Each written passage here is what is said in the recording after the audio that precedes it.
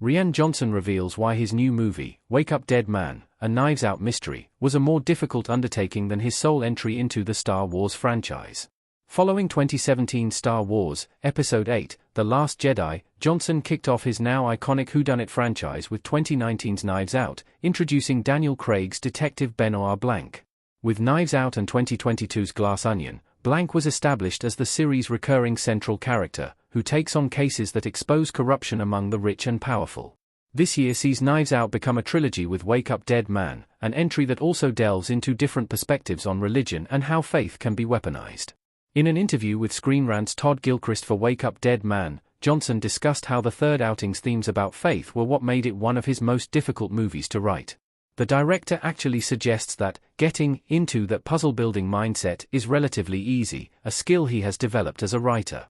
Check out his comments below. Johnson goes on to say that the real challenge with this one was that it tries to have a multifaceted conversation about faith in the context of this big, entertaining murder mystery.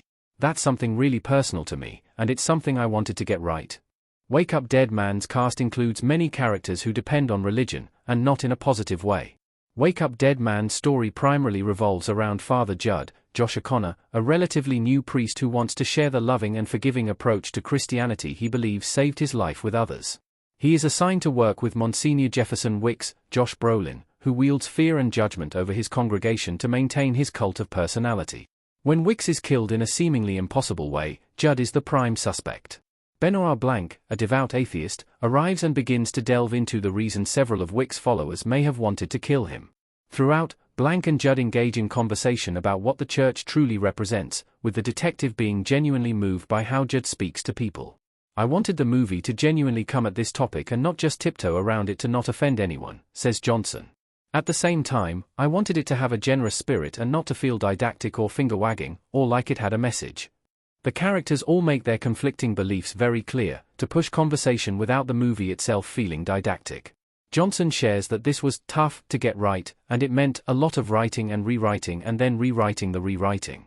But the largely positive critical reception of Wake Up Dead Man indicates that he accomplished just this. Fans have another satisfying whodunit which explores a different aspect of corruption, and what it means to let go of hate and be forgiven.